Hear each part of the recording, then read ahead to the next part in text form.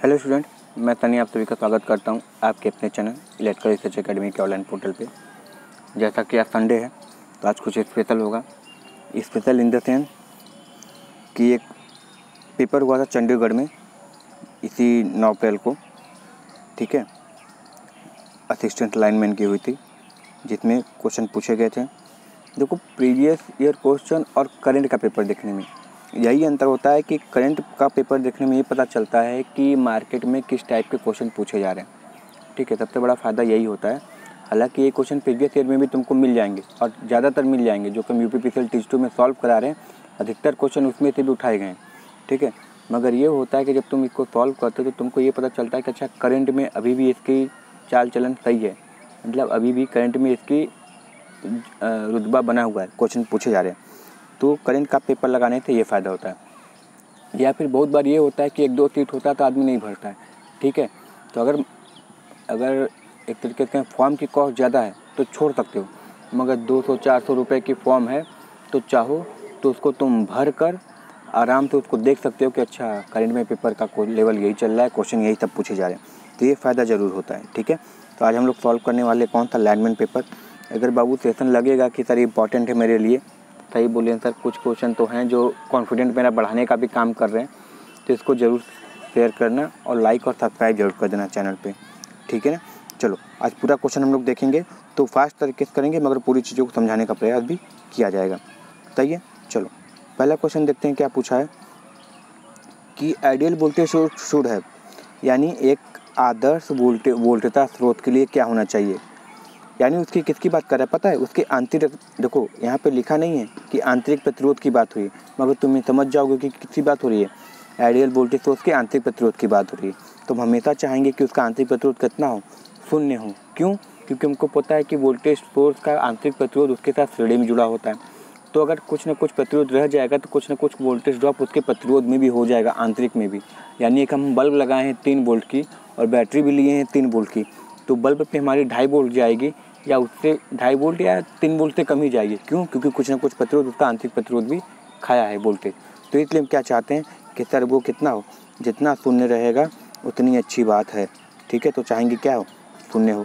अगला क्वेश्चन देखते हैं कि passive element in A circuit in one which, यानी पैसिव एलिमेंट यानी निष्क्रिय तत्व किसको बोलते हैं। तो सर निष्क्रिय तत्व उसको ही बोलते हैं जो ऊर्जा सोखने का, ऊर्जा खाने का या ऊर्जा खपत करने का काम करें, सप्लाई करने का नहीं। तो ऐसा कौन कर सकता है? केवल सर केवल रिसीव एनर्जी करे, यानी जो केवल एनर्जी को रिसीव करे, सप्लाई न करे, ठीक है।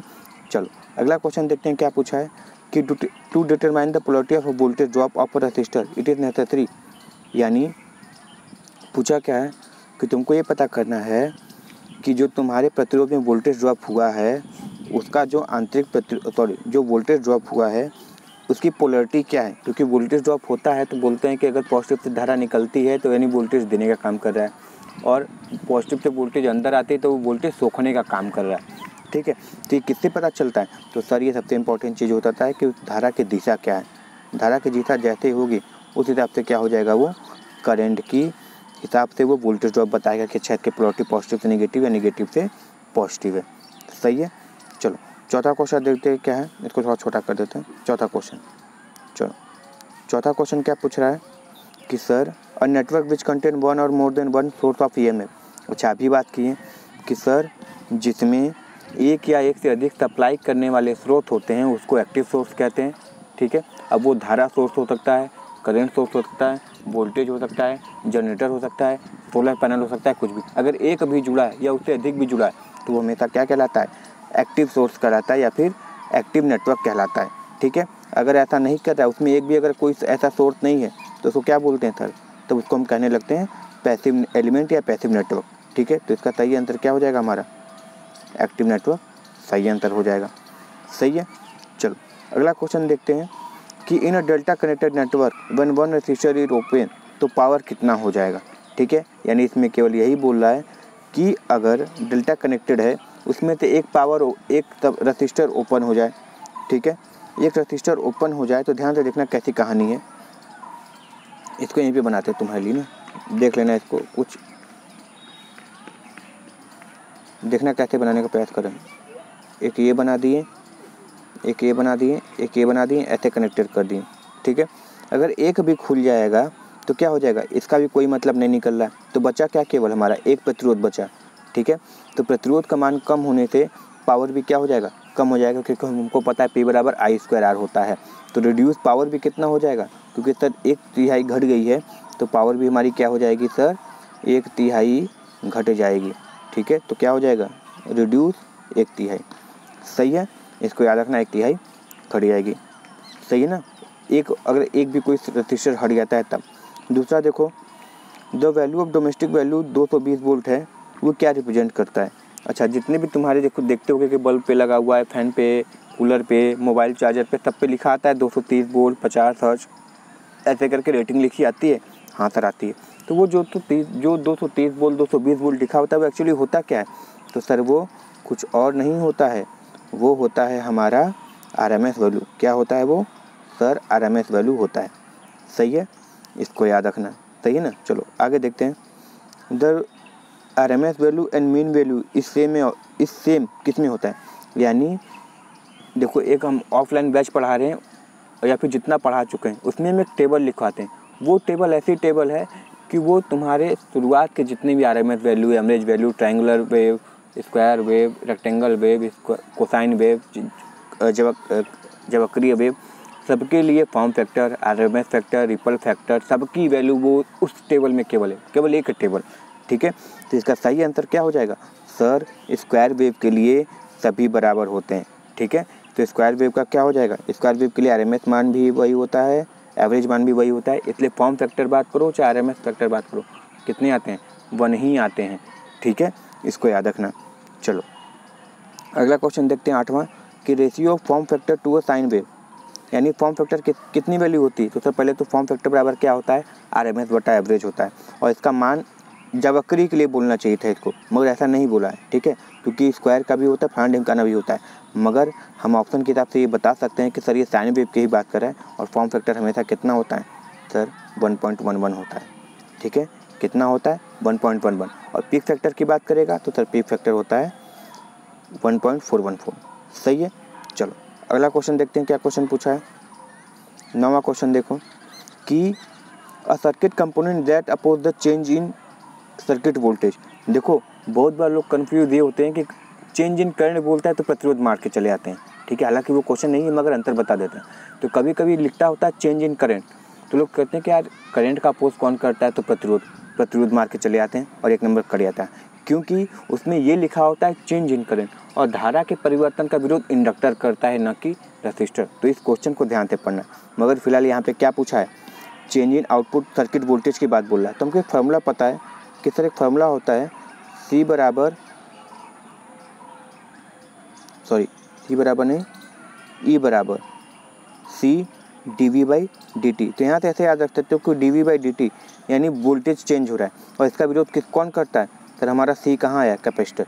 तो याद रखो कि कौन विरोध करता है हमेशा, तो सर कैपेसिटर विरोध करता है चेंज इन उसका, किसका, वोल्टेज का, सही है।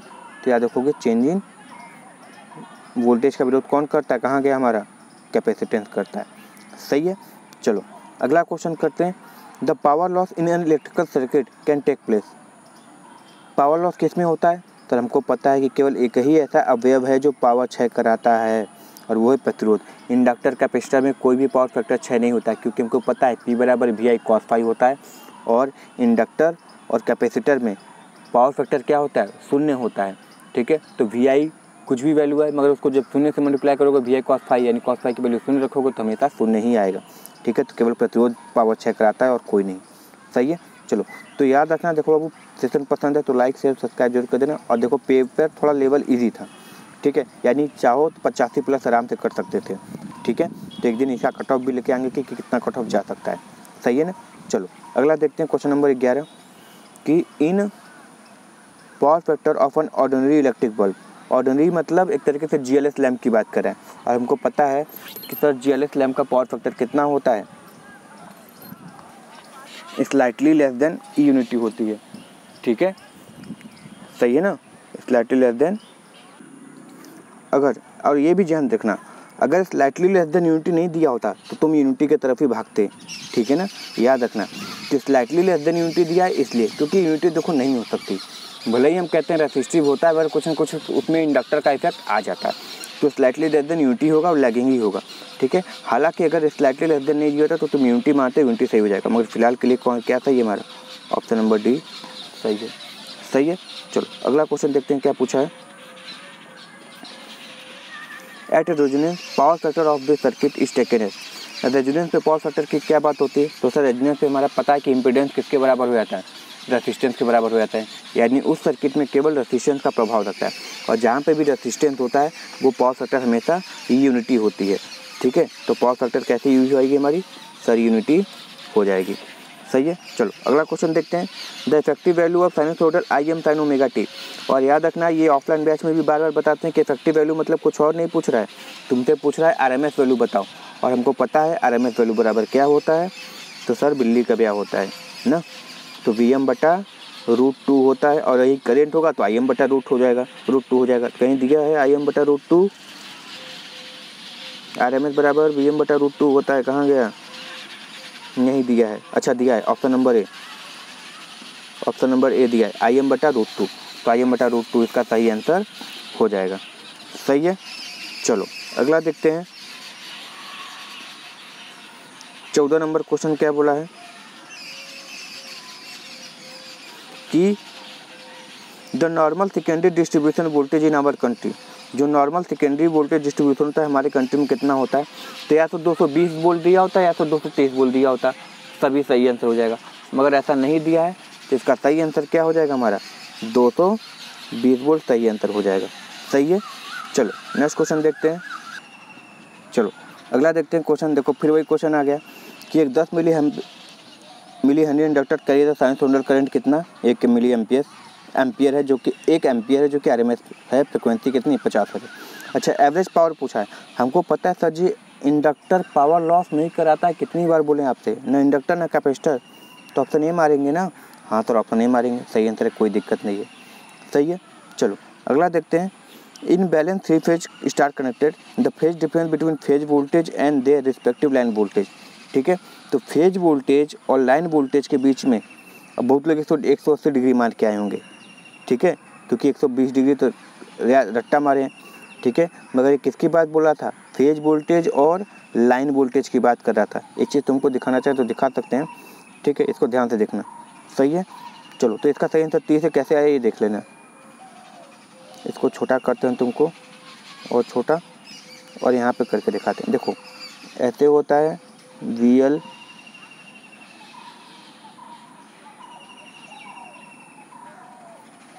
ये VL हो जाता है, VR ऐसे लिख देते हैं, कुछ भी हो सकता है, VY है और ये B है। ये देखो क्या हो गया तुम्हारा, एक तरीके से क्या चल रहा है तुम्हारा, लाइन वोल्टेज चल रहा है, ठीक है। इसको उल्टी दिशा में खींचते हैं तो कितना बन जाता है सर, 120 डिग्री बन जाता है, और ये हमारा कितना हो जाता है, VY हो जाता है, ठीक है। फिर ये कितना हो जाता है, एक्चुअली ये 120 था, ये 60 डिग्री हो गया, और ये हमारा क्या हो जाता है, इसको मिलाते हैं ऐसे तो VYB हो जाता है, क्योंकि इन दोनों का रिजल्टेंट है ना, तो VYB हो जाता है, ठीक है।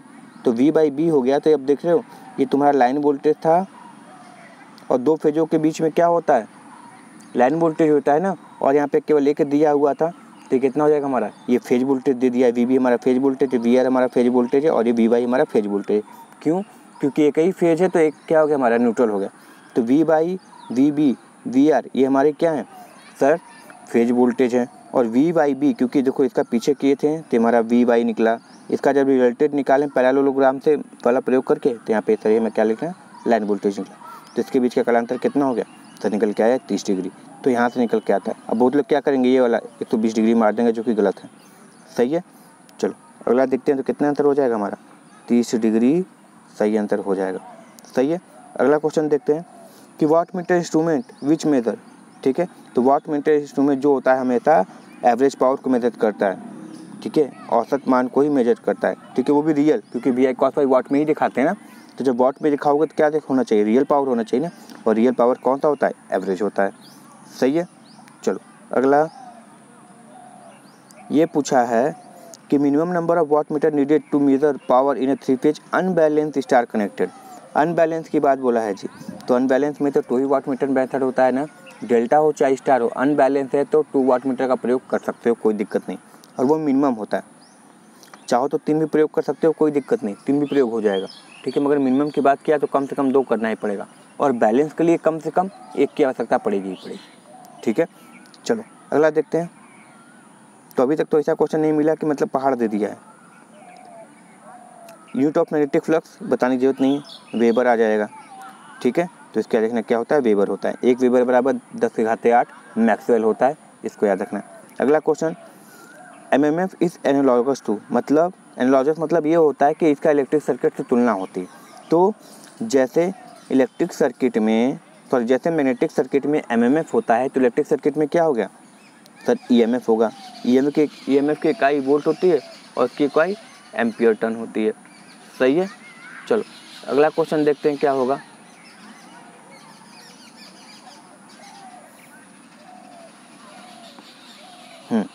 अगला क्वेश्चन ये है कि परमानेंट मैग्नेट किससे बनाई जाती है।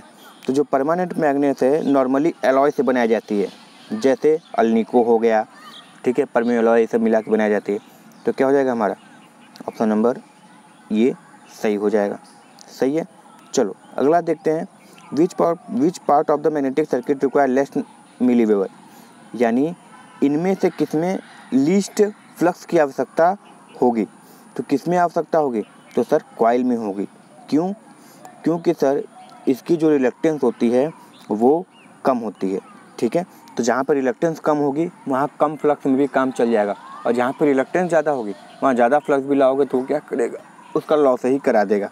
इसलिए ऑप्शन नंबर बी सही हो जाएगा, ठीक है ना, याद रखना। लिस्ट मिलीवेबर की आवश्यकता पड़ेगी। अगला देखो, हिस्टैरिसीस लॉस क्या दिखाता है। तो सर कुछ नहीं, एनर्जी लॉस पर साइकिल दिखाता है, और वो भी किसका, हिस्टैरिसीस का, ठीक है। तो 23 का क्या हो जाएगा, सी हो जाएगा, एनर्जी लॉस पर साइकिल, ठीक है। एक साइकिल में जैसे 50 हर्ट्ज हुआ तो उतने में कितनी लॉस हुए, ठीक है, कौन सा, हिस्टैरिसीस लॉस, ठीक है। यानी एडी हिस्टैरिसीस लॉस जो होता है वो सेंट्रल हानि जो होती है लूप में ही दिखाते हैं ना, बी और एच के बीच में खींची जाती है, जिसमें बी क्या करता है, एच से बिहाइंड यानी पीछे रहता है, पश्च रहता है, तो वही कहानी है, सही है। चलो अगला देखते हैं, क्वेश्चन क्या पूछा है, the core flux in the core depend upon, यानी जो कोर में फ्लक्स होता है वो किस में डिपेंड करता है, यानी किस पे डिपेंड करता है। तो हमको पता है किस पे डिपेंड करता है, सप्लाई वोल्टेज पे, सर करेगा सप्लाई वोल्टेज पे, फ्रिक्वेंसी पे करेगा, ठीक है, लोड पे करेगा, लोड पे तो नहीं करना चाहिए, ठीक है। और लास्ट देखिए option number D, supply frequency load but independent of frequency, frequency पे तो करेगा ही करेगा जी, ये से कभी हो ही नहीं सकता, ठीक है। या फिर तुम करके देखो, जो कोर फ्लक्स होता है 4.44 FN ये सब करके देखते हो, ठीक है, तो करता ही करता है। तो सप्लाई वोल्टेज और फ्रिक्वेंसी करेगा, लोड पे नहीं करेगा, ठीक है, इसको याद रखना।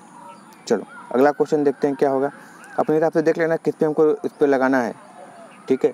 हालांकि वो तो ख़त्म हो गया होगा ऑब्जेक्शन वाली कहानी, ठीक है, मगर अगर होगा तो कर देना, ठीक है। हमको पेपर बोला गया था कराने के लिए, ठीक है, पेपर करा रहे हैं। चलो अगला देखते हैं, the property of material which opposes the production of magnetic flux. अच्छा, जैसे प्रतिरोध इलेक्ट्रिक सर्किट में धारा बहने का विरोध करता है, उसी तरह प्रतिष्ठित चुंबकीय परिपथ में फ्लक्स के उत्पादन में विरोध करता है। तो ये कौन होता है हमारा, रिलक्टेंस होता है। इकाई की बात करें तो सर एम्पियर टर्न पर वेबर हो जाता है। अगला देखो, AC current is measured by, ठीक है, AC करंट मेजर किससे किया जाता है, तो अमीटर तो सही है, ठीक है। मूविंग आयरन जो होता है AC DC दोनों करंट को माप सकता है, तो ये भी हो सकता है जी, ठीक है। इलेक्ट्रोस्टैटिक अमीटर नहीं होता, इलेक्ट्रोस्टैटिक वोल्ट मीटर होता है, ये तो पहले ही कर आएगा। और मूविंग आयरन केवल किसको मापता है, मूविंग आयरन AC DC को मापता है, मगर यहाँ पे वोल्ट मीटर दिया है तो वोल्टेज की बात हो रही। तो यहाँ पे मेरे हिसाब से तो अमीटर वोल्ट मीटर दोनों होना चाहिए, ठीक है। देख लेना क्या होगा, 26 का हमको नहीं समझ में आ रहा, ठीक है। इसमें अमीटर हमको दोनों लग रहा है जी, दोनों सही है, ठीक है। अपने हिसाब से देख लेना क्या सही है, ठीक है, क्या आंसर दिया है, ठीक है। अगर आंसर दूसरा दिया है तो ऑब्जेक्शन कर सकते हो, कोई दिक्कत नहीं है, ठीक है। चलो अगला देखते हैं, इंटरनल असिस्टेंस ऑफ अमीटर क्या होना चाहिए। तो सर अमीटर का इंटरनल असिस्टेंस नगण्य होना चाहिए या वेरी स्मॉल होना चाहिए, ठीक है। तो 27 का क्या हो जाएगा, तो 27 का हमारा हो जाएगा बी, वेरी स्मॉल। ठीक है, अब हो सकता है कि आंसर जो एग्ज़ाम वाला हो वहाँ पे ए भी दे सकता है, मगर तब उसको साफ साफ लिखना चाहिए था सर आदर्श 100 मीटर। ठीक है, क्योंकि आदर्श में ही शून्य होता है, नहीं तो कोई भी आदर्श नाम की कोई ऐसी चीज़ नहीं। आजकल तो भगवान राम को नहीं छोड़ रहे तो हम लोग क्या चीज़ है। ठीक है ना। चलो अगला क्वेश्चन, क्रीपिंग एरर किस में होता है? तो सर सबको पता है क्रीपिंग एरर केवल एक ही चीज़ में हो सकता है, इंटीग्रेटेड इंस्ट्रूमेंट यानी एनर्जी मीटर। यानी लोड न होने के बावजूद भी वो चक्की घूमती रहती है, जिससे कुछ ना कुछ हमारी रीडिंग आती रहती है, तो एनर्जी मीटर। इसको दूर करने के लिए ड्रिल कर देते हैं। सही है ना, अपोजिट। चलो अगला देखो, डायनेमो टाइप वाट मीटर क्या मेज़र करता है? तो sir dynamometer type watt meter जो होता है AC DC दोनों को माप सकता है। ठीक है, तो ऑप्शन नंबर सी सही हो जाएगा। अगला देखो, damping torque is provided in indicating instrument किसके द्वारा? तो एयर फ्रिक्शन, फ्लूइड फ्रिक्शन या एडी करंट, सभी के द्वारा दे सकते हैं, मगर सबसे किफ़ायती जो होता है वो एडी करंट होता है, इसको याद रखना। फ्लूइड फ्रिक्शन डैम्पिंग जो होता है इलेक्ट्रोस्टैटिक वोल्टमीटर में प्रयोग होता है, और एयर फ्रिक्शन तुम्हारे मूविंग आयरन, ठीक है, थर्मल, हॉट वायर, इन सब में प्रयोग किए जाते हैं। सही है ना। चलो अगला क्वेश्चन देखो, मैक्सिमम एफिशिएंसी कब हो सकती है? इसको उड़ाओ, इसको उड़ाओ, इसको उड़ाओ, इसको रहने दो ऑप्शन वाला, क्योंकि कांस्टेंट लॉस बराबर वेरिएबल लॉस यानी आयरन लॉस बराबर कॉपर लॉस। सही है। चलो अगला देखते हैं, शॉर्ट सर्किट टेस्ट से तुम क्या निकाल सकते हो? तो सर शॉर्ट सर्किट टेस्ट से केवल और केवल हम वेरिएबल लॉस यानी कॉपर लॉस निकाल सकते हैं, या फिर इसको कभी कभी ब्लॉक्ड रोटर टेस्ट भी बोलेगा तो सेम बात है, कोई अंतर नहीं है। चलो अगला देखते हैं, a transformer can have regulation equal to 0। अच्छा, वोल्टेज रेगुलेशन कब जीरो हो सकती है ट्रांसफार्मर की? तो सर केवल और केवल एक ही चीज़ पे पॉसिबल है, जीरो वोल्टेज रेगुलेशन कब पॉसिबल हो सकता है? सर लीडिंग पावर फैक्टर पे।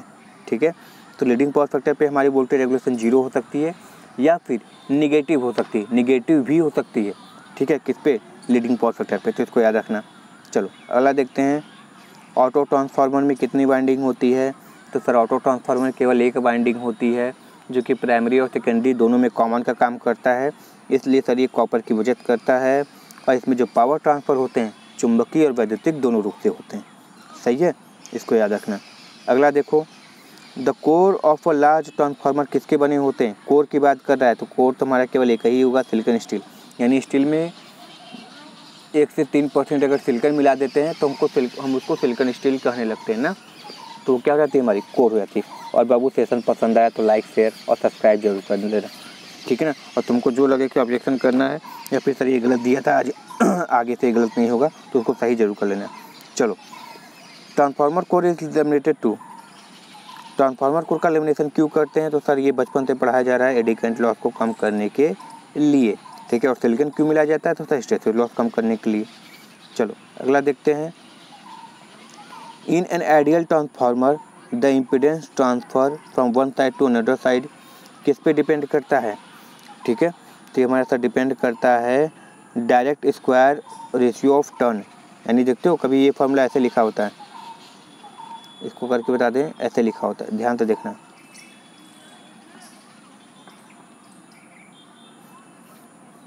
उसकी बात बता रहे हैं, मान लो ये N2/N1 दे दिया है, तो ये स्क्वायर ऐसे लग के क्या हो जाता है? Z1/Z2। यानी जब इसको हटाओगे ये स्क्वायर लगा होता है, जब स्क्वायर हटाओगे तो इधर रूट में आ जाता है। ठीक है, तो जब ये रूट में आ जाता है तो किसके बराबर होता है? स्क्वायर के। और ये क्वेश्चन बहुत बार पूछा जाता है, बहुत लोग को नहीं पता होता। ठीक है, अच्छा इसको पहले बढ़ा तो करें। तो सर कैसा होता है? सर ये हमारा होता है डायरेक्ट स्क्वायर। ठीक है, डायरेक्ट स्क्वायर रेशियो होता है। सही है। चलो अगला देखते हैं क्या होगा। देखो अब क्या बोला है, if the applied voltage of a transformer is increased by 50% और उसकी फ्रिक्वेंसी कितनी रिड्यूस कर दी जाती है? 50%। तो कोर फ्लक्स डेंसिटी क्या होगा ये बताना है। ठीक है, तो कोर फ्लक्स डेंसिटी कितनी हो जाएगी? 3 टाइम्स हो जाएगी। ठीक है, कितनी हो जाएगी? 3 टाइम्स हो जाएगी। क्यों? क्योंकि फ्रिक्वेंसी घट रही है, वो भी मदद करेगा। B बराबर 5/A होता है। ठीक है, और वोल्टेज ट्रांसफार्मर भी जो होता है 50 होता है। तो इसको कैसे निकालोगे? E मैक्स बराबर 4.445 NFA जब करोगे तो इसे तुमको ये निकल के आएगा कि सर हमारी कितनी हो जाती है? लगभग सर 3 गुना हो जाती है। सही है, तो 3 टाइम्स फ्लक्स डेंसिटी हमारी हो जाती है। सही है, इसको याद रखना। अगला क्वेश्चन है, the induce EMF in A DC machine किसके प्रोपोर्शनल होता है? सर ये तो प्रोपोर्शनल केवल एक ही चीज़ के हो सकता है, फील्ड फ्लक्स और स्पीड के। ठीक है, तो इसको याद रखना, 39 का डी हो जाएगा। सही है ना, क्योंकि P5Zn/60 जब करते हो तो फाई भी आता है, स्पीड भी आता है, तो दोनों के ही समानुपाती हो जाता है। सही है। चलो अगला क्वेश्चन, फिर यदि क्वेश्चन कि जो कॉपर के कम्यूटेटर के सेगमेंट होते हैं डीसी मशीन में, वो किसके बने होते हैं? तो सर बने होते हैं हार्ड ड्रॉन कॉपर के, या फिर कॉपर भी लिखा है तो कोई दिक्कत नहीं है। सही है। चलो अगला क्वेश्चन देखते हैं क्या होगा।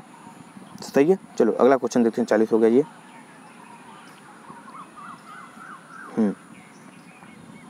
क्या होगा जब लोड इंक्रीज होगा? देखो क्वेश्चन देखो वही पूछ रहा है जो हम करा चुके हैं प्रीवियस ईयर में। ठीक है, हालांकि और भी लोग कराएंगे, मगर यही क्वेश्चन देखो अधिकतर ट्रेंडिंग में भी चल रहे हैं। क्या पूछा है कि जब लोड इंक्रीज होगा तो शंट मोटर की स्पीड कितनी हो जाएगी? तो वैसे तो कांस्टेंट रहती है, मगर प्रैक्टिकली रूप से देखें तो हल्की सी डिक्रीज हो जाती है। ठीक है, हल्की घट जाती है, तो डिक्रीज स्लाइटली। सही है। चलो अगला question, which motor is use to drive constant speed? यानी तुमको कांस्टेंट स्पीड वाले लोड को चलाना है तो तुम किसका प्रयोग करोगे? तो हम एक ही चीज़ का प्रयोग करेंगे, डीसी शंट मोटर। सही है। अगला क्वेश्चन है कि डीसी सीरीज मोटर की स्पीड तुम कैसे बदल सकते हो? तो सर डीसी सीरीज मोटर की स्पीड केवल एक ही जगह से बदल सकते हैं, बिल्ली का ब्याह करके। यानी या तो आर्मेचर का टर्मिनल बदल दो या तो फील्ड का टर्मिनल बदल दो। दोनों बदलोगे तो टॉर्क फिर वही सेम दिशा में लगने लगेगा, कोई प्रभाव नहीं पड़ेगा। इसलिए ऑप्शन नंबर डी सही हो जाएगा। अगला देखो, इंडक्शन मोटर की स्लिप कितनी होती है स्टार्टिंग में? तो स्टार्टिंग में चूँकि रोटर नहीं घूम रहा है और फ्लक्स तो सिंक्रोनस स्पीड पे घूमता ही है, तो जब रोटर नहीं घूम रहा है तो इसके बीच की स्लिप का मान कितना हो जाता है? 1 हो जाता है। यानी कभी कभी ये भी पूछता है कि ब्लॉक्ड रोटर की स्लिप कितनी होती है? तो 1 होती है, मगर जब वो सिंक्रोनस स्पीड पे हो जाती है तो स्लिप 0 हो जाती है। तो इसका सही आंसर हमारा क्या हो जाएगा? तो स्टार्टिंग में तो 1 हो जाती है। सही है। चलो अगला क्वेश्चन देखते हैं, ऑप्शन नंबर सी सही हो जाएगा। Starting winding of induction motor can B design किसके लिए? वाइंडिंग में जो पोल होती है, पोल का ही ऑप्शन दिया है तो पोल के हिसाब से देखो क्या होती हैं। ऑड नंबर की होती है, इवन यानी सम संख्या होती है, विषम संख्या होती है, 4 होती है, या किसी नंबर का भी पोल रखो कोई फर्क नहीं पड़ता है, अपने से भगवान है। ठीक है, तो हमेशा क्या होती है सर? इवन नंबर में रखी जाती है, यानी 2, 4, 6, 8, इसको सम संख्या कहते हैं।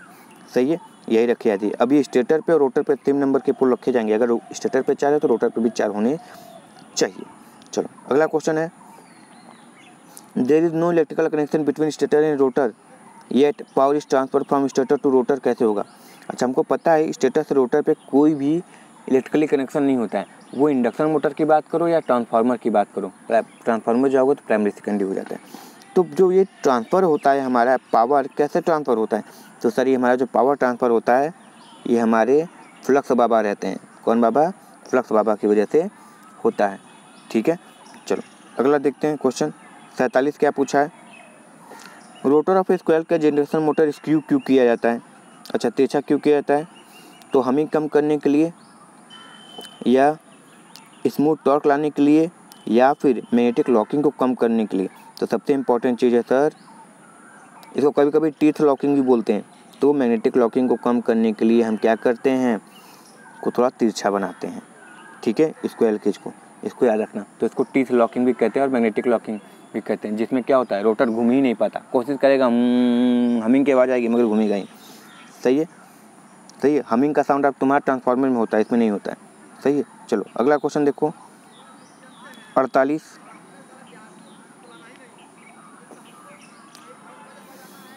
Rotor the power factor of induction motor कितना होगा? विल बी हाई व्हेन, कब होगा पावर फैक्टर हाई? जब सर ये हमारा फुल लोड पे चलेगा। ठीक है, नो लोड पे भी पावर फैक्टर कम, और जब ओवरलोड भी होगा तब भी पावर फैक्टर कम, और सबसे अधिकतम कम होता है फुल लोड पे, यानी मैक्सिमम एफिशिएंसी फुल लोड पे ही देगा, क्योंकि उसी लिए बनाया गया, तो फुल लोड पे ही देगा। अगला, the frequency of a voltage generator in large alternator in India कितना होगा? इसको नहीं बताएंगे, बस 50,000 बोल के आगे निकल जाएंगे। अच्छा, रेटिंग किस में दिखाते हैं? इसको केवीएम दिखाते हैं, आगे बढ़ जाएंगे।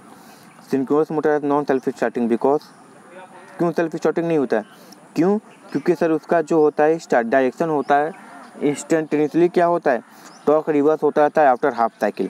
ठीक है, तो क्या हो जाता है ये कंफर्म एक दिशा में टॉर्क उत्पन्न नहीं हो पाता, इसलिए ये सेल्फ स्टार्ट भी नहीं होता है। सही है। चलो अगला क्वेश्चन देखो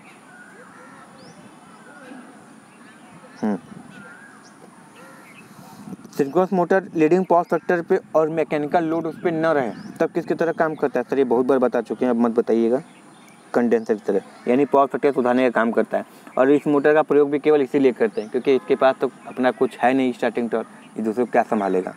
सही है। चलो, operating speed of a synchronous motor can be change to a new fixed value by, किससे? लोड को चेंज करके, फ्रिक्वेंसी को चेंज करके, सप्लाई को चेंज करके, या ब्रेक लगा के। तो इसका सही आंसर हमारा क्या हो जाएगा सर? इसको चाहें तो हम फ्रिक्वेंसी को चेंज करके NS बराबर 120 F/P इसके ऑपरेटिंग स्पीड को चेंज कर सकते हैं, या पोल होता तो पोल को भी बदल के कर सकते थे। अच्छा, अगला क्वेश्चन है, क्या पूछा है कि एक KVA वाट KVA रेटिंग होगा जब ट्रांसफार्मर किसको हैंडल कर रहा है? 8 ampere with secondary voltage of 2 kVA। तो कितना हो जाएगा? अच्छा, किलो वोल्ट दिया है, एम्पियर दिया है, तो कितना हो जाएगा? तो सर 54 का हमारा सी हो जाएगा। ठीक है, क्योंकि KVA ही निकालना है ना, किलो वोल्ट दिया हुआ है, एम्पियर दिया है, KVA मल्टीप्लाई कर दो तभी नहीं यूनिट निकल के आएगा KVA। तो सर 16 KVA इसका सही आंसर हो जाएगा। सही है। चलो, अगला question 53, earthing arrangement of for residential building, यानी जहाँ पे तुम लोग रहते हो आवासीय बिल्डिंग में अर्थिंग अरेंजमेंट होता है, उसको कितने देर पे इंस्पेक्टेड करना चाहिए, यानी निरीक्षण करना चाहिए कि अच्छा सही है नहीं है, फलाना ढिकनवा क्या है। तो सर इसको हमेशा 6 महीने करना चाहिए। ठीक है, देखो जब तुम पढ़ोगे तो इसमें लिखा होगा हफ्ते भर का, महीने का, 3 महीना, 6 महीना, साल, 5 साल, ऐसे करके लिखा होता है कितने देर पे इसको इंस्पेक्शन करना चाहिए। सही है। अच्छा, अगला क्वेश्चन है, ये देखो ये क्वेश्चन बहुत ज़्यादा पूछा जा रहा है, स्मॉल पावर स्टेशन और लार्ज पावर स्टेशन। तो ये जो लार्ज पावर स्टेशन होते हैं उसकी जो मैक्सिमम पॉसिबल अर्थिंग कितनी होनी चाहिए? इसकी होनी चाहिए सर 0.5 होनी चाहिए। ठीक है, और जब स्मॉल होता है तो लगभग 1 भी होगा तो कोई दिक्कत नहीं है। सही है। तो लार्ज पावर स्टेशन कितना होना चाहिए? 0.5 ओम होना चाहिए। अच्छा, अगला क्वेश्चन है, the length pipe electrode use for earthing should not be less than, किससे? यानी पाइप अर्थिंग करते हैं तो उसमें एक पाइप डालते हैं। ठीक है, तो उस पाइप की लंबाई किससे कम नहीं होनी चाहिए? तो सर ये हमेशा हमको याद आता है और हमेशा पूछा जाता है 2.5 मीटर से कम या छोटी नहीं होनी चाहिए। और इस पाइप में हम क्या करते हैं सर? हम 19 mm के छोटे छोटे क्या करते हैं? छिद्र करते रहते हैं। ठीक है, छिद्र करते हैं। ठीक है, जिसके अंदर पानी नमक ये सब जाता रहता है। सही है ना। चलो अगला देखते हैं, तब तक इसको लाइक शेयर बाबू सब्सक्राइब जरूर कर दो। चलो अगला देखते हैं कि which effect cause the passing electric current in liquid. अच्छा, लिक्विड में से करंट पास कर रहा है।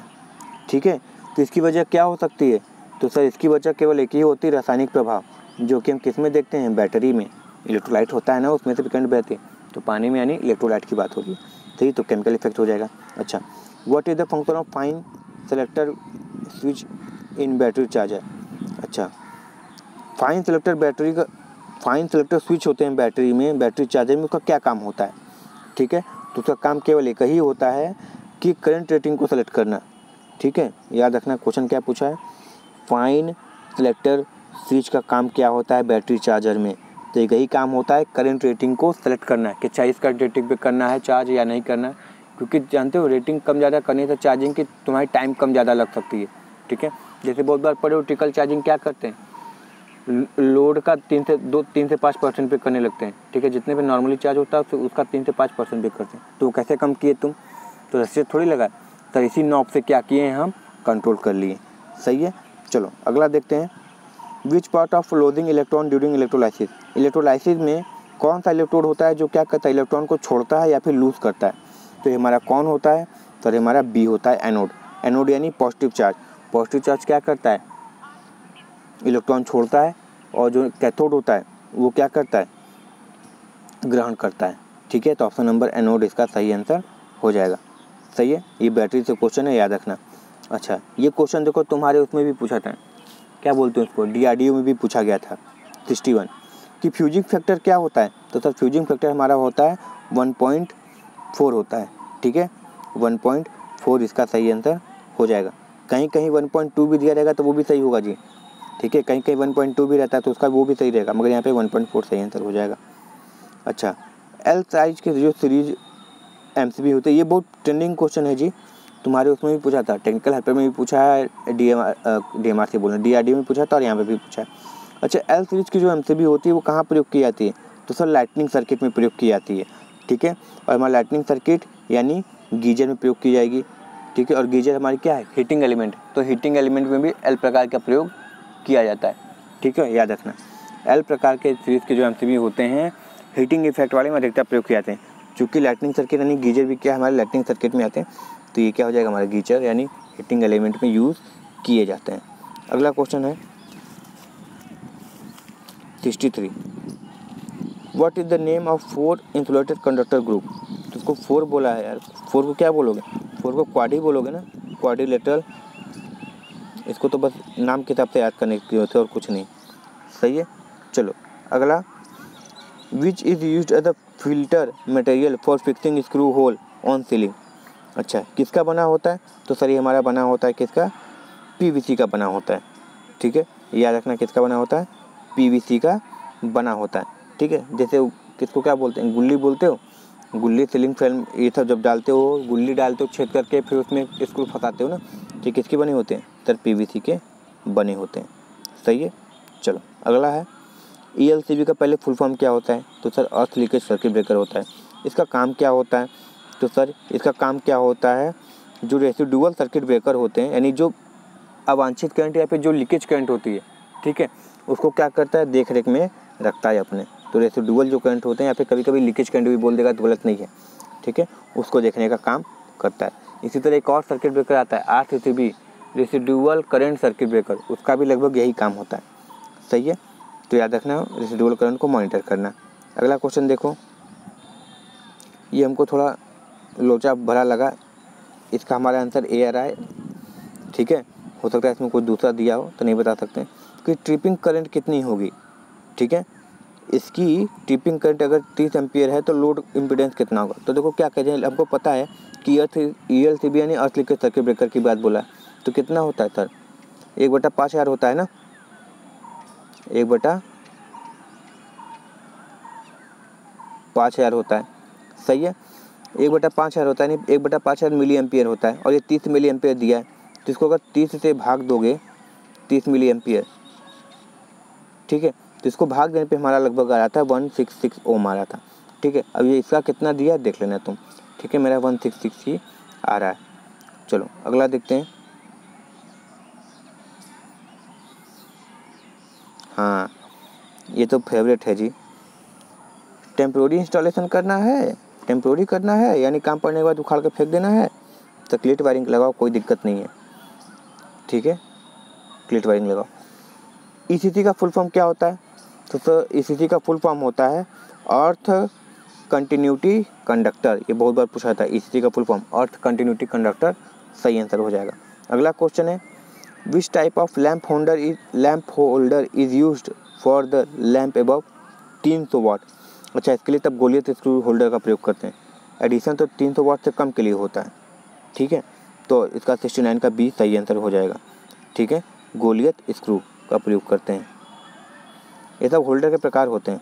चलो ये किसका है जी, तो सर ये हमारा है वायरिंग डायग्राम है, ठीक है, क्योंकि सर्किट तो दिख नहीं रहा है, क्योंकि ना बल्ब का ना स्विच का कुछ का सिंबल नहीं दिख रहा है, तो हमारे इसको क्या बोलते हैं सर, ये हमारा होता है वायरिंग डायग्राम, ठीक है, तो ये होता है वायरिंग डायग्राम होता है, सही है। चलो अगला, what is the advantage of crimping. Crimping का क्या फ़ायदा होता है, क्रिम्पिंग करने से give neat appearance, reduce load current, avoid loose connection या इजी टू रिप्लेस। तो सबसे इम्पोर्टेंट फ़ायदा इसका यही होता है कि जब क्रिम्पिंग यानी जब तुम लक्स लगा देते हो, कॉपर लक्स लगा के किसी चीज़ को कसते हो तो वो टाइट हो जाती है, ठीक है, जिसके कारण क्या हो सकता है वो लूज़ नहीं होता और कनेक्शन ढीला ढाला होने के चांसेस नहीं होते, सही है। चलो अगला क्वेश्चन है, what is the mega reading in dead short circuit wiring installation. यानी शॉर्ट सर्किट हुआ है तो मेगा की रीडिंग क्या होगा जी, 0 ही दिखाएगा, क्योंकि शॉर्ट सर्किट मतलब प्रतिरोध का मान 0 हो जाएगा, तो आंसर इसका क्या हो जाएगा, 0 मेगा एम हो जाएगा। अब तो मेगा लगाओ चाहे मिली लगाओ, 0 तो मतलब 0 ही होता है, सही है। चलो अगला क्वेश्चन देखते हैं क्या पूछा है कि what is the function of leak transformer in high pressure sodium vapour lamp. तो देखो पहले तो याद रखना सोडियम वेपर लैंप में लीक ट्रांसफार्मर ही प्रयोग होता है, और इसका काम क्या होता है, तो सर इसका काम केवल एक ही होता है कि तुम्हारे जो हाई वोल्टेज हो उसको क्या करता है, इग्नाइट करता है, नहीं शुरुआत में क्या करता है उसको उत्पादित करता है, जिससे क्या होता है गैस आयनाइजेशन, ठीक है, यानी गैस के आयनीकरण का प्रक्रिया स्टार्ट होती है, जिसे मोटर बोल रहे हैं लैंप पहले 10 से 15 मिनट पहले मान लो पिंक कलर रोशनी देती है, फिर धीरे धीरे से इग्नाइट होता है तो जलना स्टार्ट होता है। बाद में फिर अपने नॉर्मल टेम्परेचर नॉर्मल वोल्टेज पे चला आता है, मगर शुरुआत में क्या करता है, लीक ट्रांसफार्मर के द्वारा हम क्या करते हैं, हाई वोल्टेज देने का काम करते हैं। ठीक है, शुरुआत में बात करते हैं। ठीक है, फिर 10 से 15 मिनट बाद जब पूरी तरह ग्लो हो जाता है फिर नॉर्मल हो जाता है। चलो अगला क्वेश्चन देखो।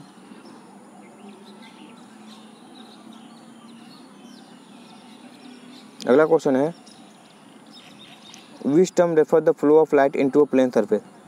किससे रेफर करते हैं कि लाइट जो है हमारे प्लेन सरफेस पे फैल रही है, तो इसका केवल एक ही होता है, इसको इल्यूमिनेंस से दिखाते हैं। किससे?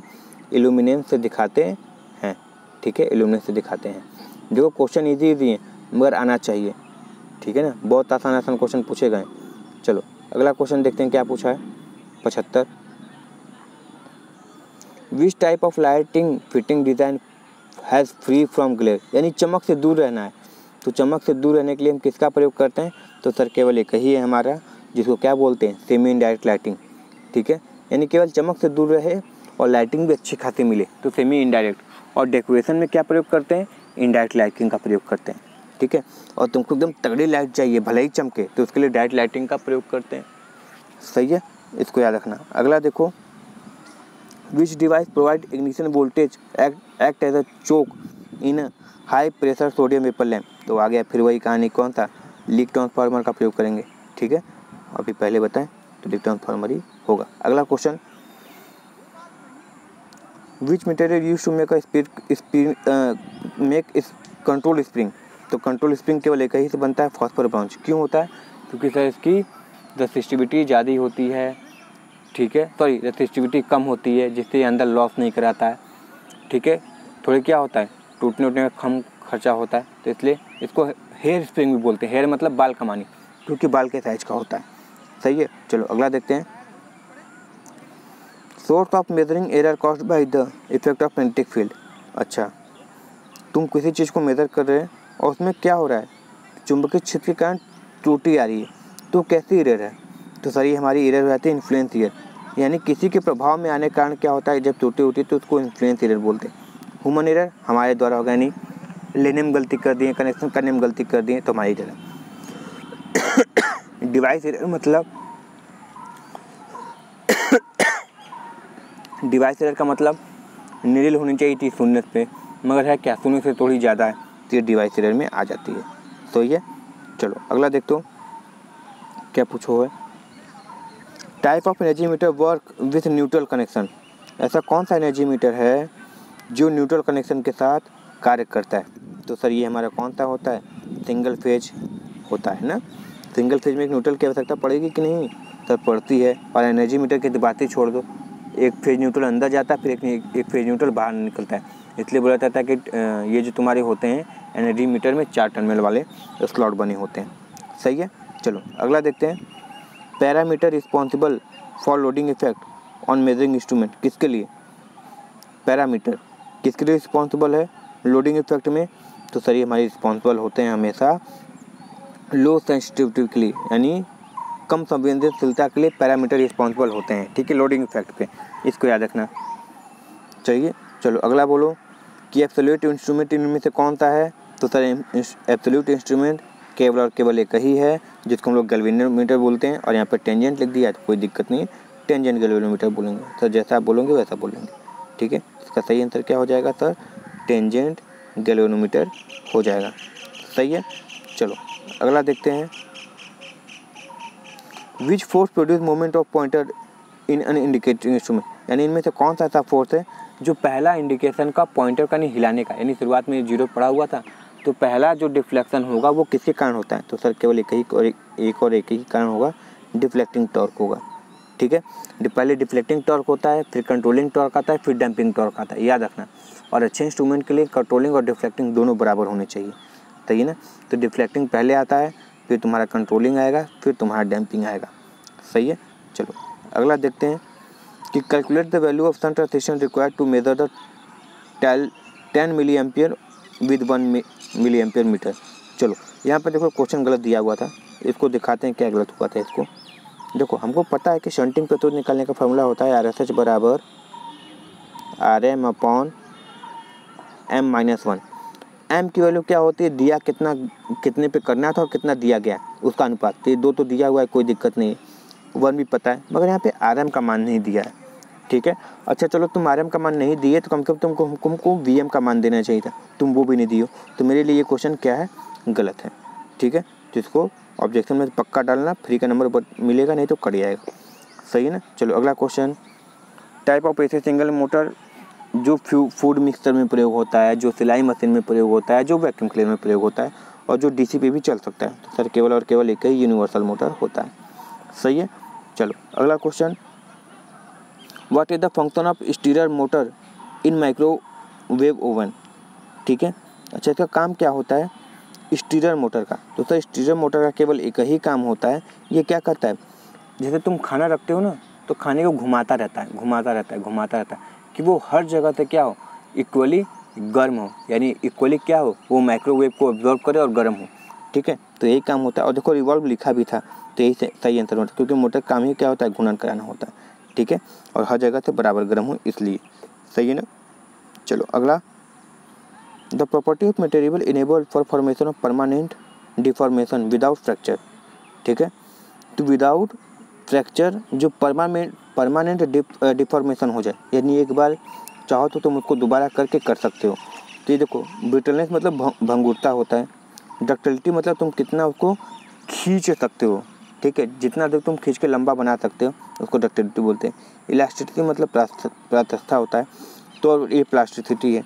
तो जब परमानेंट डिफॉर्मेशन करना होता है सदा के लिए, तो हम अधिकतर प्रयोग करते हैं किसकी, प्लास्टिसिटी का, ठीक है। किसका प्रयोग करते हैं, तो सब प्लास्टिसिटी का प्रयोग करते हैं, सही है। तो सही आंसर क्या हो जाएगा, बी हो जाएगा। चलो अगला, metal use for making casting of machinery parts, ठीक है। कास्टिंग करने के लिए किस मेटेरियल का तुम प्रयोग करते हो, ठीक है। तो देखते हैं हम किसका प्रयोग करते हैं, कास्ट आयरन का ही प्रयोग करते हैं, ठीक है, ग्रे कास्ट आयरन का प्रयोग होता है, सही है ना, याद रखना। चलो अगला, इनमें से कौन सा एक इंसुलेटर है, जिसको किसी को बताने की जरूरत नहीं है, सर माइका ही होगा, ठीक है, क्योंकि कम्यूटेटर के बीच में एक इंसुलेशन मटेरियल डाली जाती है जिसको माइका बोलते हैं, सही है। चलो अगला, insulator material use for making switches, अच्छा स्विच बनाने के लिए किसका प्रयोग करते हैं, तो सर एक ही है हमारा, बैकलाइट का प्रयोग करते हैं, किसका, बैकलाइट का प्रयोग होता है। वेलोसिटी की इकाई क्या होती है, तो सर मीटर पर सेकेंड होगा, कहीं दिया है मीटर पर सेकेंड, हाँ मीटर पर आवर नहीं होगा जी, किलोमीटर पर आवर दिया होता तो सही मार देते, ठीक है। तो ये नहीं होगा, मीटर पर मिनट नहीं, मीटर स्क्वायर नहीं, मीटर पर सेकेंड इसका सही हो जाएगा, 90 का ये सही हो जाएगा, सही है, 90 का ये सही आंसर हो जाएगा, सही है। चलो अगला देखते हैं, ratio of power output to power input, यानी output power upon input power हमेशा क्या कहलाती है, सर एफिशिएंसी कहलाती है, दक्षता, ठीक है, जो कि ट्रांसफार्मर के लिए 98% होती है, बैटरी के एम्पियर आवर के लिए 95 से 90% होती है, ठीक है, और इंडक्शन मोटर के लिए लगभग 90 से 95% होती है, इसको याद रखना। अच्छा, how many newton in there in 1 kilogram, कोई दिक्कत नहीं है, हमको नहीं पता है कि 9.8 न्यूटन होता है, और गुणे 1 से मल्टीप्लाई कर दो तो कितना हो जाएगा, 9.81 न्यूटन सही आंसर हो जाएगा, 9.81 न्यूटन सही आंसर हो जाएगा, 92 का सी सही आंसर हो जाएगा, सही है। चलो अगला क्वेश्चन है, which instrument use to meet heat, ठीक है, ऊष्मा मापने के लिए किसका प्रयोग करते हैं। देखो एक क्वेश्चन यहाँ पे ध्यान देने वाली बात है कि यहाँ पे हीट बोला है, टेम्परेचर नहीं बोला है। अगर टेम्परेचर बोलता तो तुम क्या मार देते, पायरोमीटर मार सकते थे, थर्मोमीटर मार सकते थे, ठीक है। अगर हाई टेम्परेचर बोलता है तो पायरोमीटर मार देते, नॉर्मल टेम्परेचर बोलता है तो थर्मोमीटर मार देते। इसलिए देखो एक क्वेश्चन ऐसा दिया है कि बोले थर्मोमीटर पायरोमीटर कन्फ्यूज हो, कोई एक मार देंगे, मगर इसमें हीट पूछा, और हीट हमेशा ऊष्मा जो होती है कैलोरी में दिखाई जाती है ना, हीट कैलोरी में दिखाई जाती है, एक ऊष्मा ये भी होती है ना, ऊष्मा की इकाई कैलोरी या जूल, तो कैलोरी मीटर से ही मापते हैं, ठीक है। बैरोमीटर तो दाब मापते हैं, क्या करता है ये तो होगा नहीं।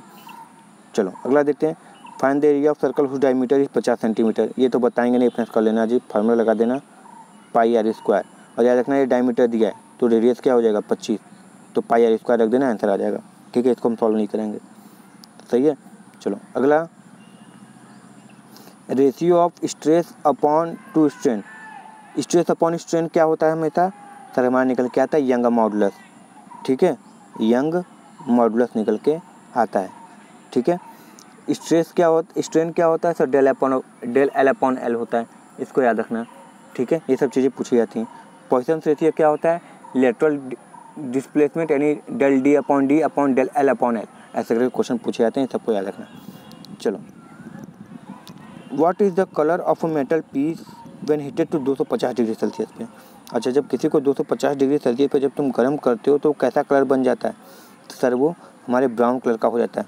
जब और ज़्यादा गर्म करोगे तो ब्लू हो जाता है, ठीक है। जब एकदम गर्म हो जाता है तो देखते हो रेड हॉट हो ही जाता है, सही ना, ऑरेंज कलर का हल्का हल्का दिखने लगता है। तो ये कहानी है। चलो अगला देखते हैं। बाबू देखो, लास्ट के 4 क्वेश्चन बचे हैं और एक ही लेक्चर में तुम्हारा कराने का प्रयास किए हैं। तो बाबू सेशन पसंद आए तो इसको लाइक शेयर जरूर कर देना जी। हम ये 5 लेक्चर देने का प्रयास नहीं किए, एक ही देने का प्रयास किए। और देख जरूर लेना ना, अपने पैर पे कुल्हाड़ी मारोगे फिर मत कहना कि सर ये ट्रेंडिंग क्वेश्चन चला तो बताए नहीं। What is the minimum permissible area of conductor, underground cable की बात कर रहा है, जो कि कितनी है 3.5 यानी 3.5 कोर केबल की बात बोल रहा है। तो 3.5 कोर केबल में लगभग 50 mm² की लगती है, सही है। अच्छा, इसको तो बताना नहीं चाहिए, तो हौसला मार देना चाहिए था, ठीक है, मगर बता देते हैं कि the law that state within the elastic limit stress is directly proportional to strain. यानी वो कौन सा लॉ है जो ये कहता है कि प्रत्यास्थता जो लिमिट होता है, प्रत्यास्थता देखो हिंदी थोड़ा, प्रत्यास्थता लिमिट, ठीक है, स्ट्रेस जो है वो किसके डायरेक्टली प्रोपोर्शनल है, स्ट्रेन की। तो केवल एक ही कहता है, हुक्स लॉ। देखो न्यूटन लॉ कभी पढ़े नहीं होगे ऐसा इनमें, अभी इतने बड़े हो गए, जूस लॉ पढ़े नहीं होगे, चार्ल्स लॉ पढ़े नहीं होगे, ठीक है। तो हुक्स लॉ इसका सही आंसर हो जाएगा। चलो अगला क्या है, हीट ट्रीटमेंट की प्रोसेस क्या क्या है, तो अनिलन होता है, नॉर्मलाइजिंग होता है, हार्डनिंग होता है, टेम्परिंग होता है, ये चारों ही प्रक्रिया होती है, ठीक है। तो इसका सही आंसर हमारा क्या हो जाएगा, ए हो जाएगा, ऑप्शन नंबर ए सही आंसर हो जाएगा, ठीक है। यार पेंटिंग तो होगा नहीं, कूलिंग तो कोई भी हीट की ट्रीटमेंट है नहीं, ठीक है, पेंटिंग है नहीं, पैकिंग इसमें भी दिया है, कूलिंग, तो ये सब तो होगा नहीं, ऑप्शन ए ही हिसाब से मार दोगे सही हो जाएगा। अच्छा, which is a kind of surface hardening process, इनमें से कौन सा सरफेस हार्डनिंग प्रोसेस है, यही पूछा है। तो क्या दिया है, सीमेंटाइड, फेराइट, नाइट्राइडिंग या टेम्परिंग। तो ऑप्शन हमारा सी क्या हो जाएगा, सही हो जाएगा। बहुत बार देखो क्वेश्चन तुम नहीं पढ़े हो, मगर एक हिसाब से ऐसा दिया कि तुम ऑप्शन देख के भी मार दोगे कि सर यही होगा, 90% यही कंफर्म है, ठीक है। तो उस हिसाब से है। तो बाबू आई होप सेशन पसंद आया होगा, और सेशन पसंद आया बाबू तो इसको लाइक शेयर और सब्सक्राइब जरूर कर देना, ठीक है। सपोर्ट करो यार, जो टीचर हो के हाथ जोड़ ले रहे हैं क्या कर सकते हैं, तो इसको सपोर्ट जरूर करना, ठीक है। मिलते हैं नेक्स्ट वीडियो में एक और नए एग्ज़ाम के पेपर के साथ या फिर इसी के कट ऑफ के डिस्कशन के साथ। तब तक मिलते हैं नेक्स्ट वीडियो में। Thank you very much and all the very best.